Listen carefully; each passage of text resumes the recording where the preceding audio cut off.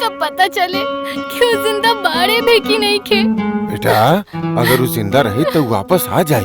हमके कहीं से कोनो सबूत ना मिला था, कोनो लिंक ना मिला था जिससे हम कोनो नतीजे पे पहुंच सके कि हो सकेला मिस्टर आकाश के दुश्मन। हमार भी लव स्टोरी तो से कम ना बा छोटे।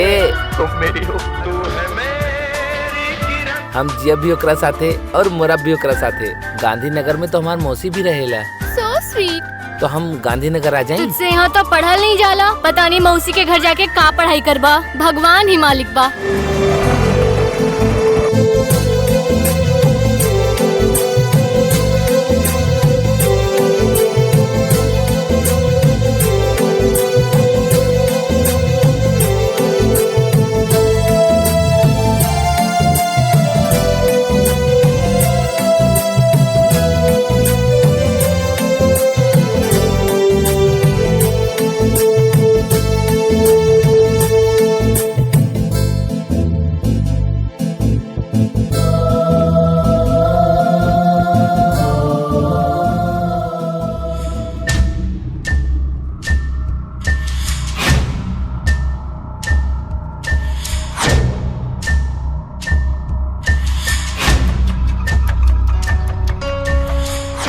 I love you, teacher.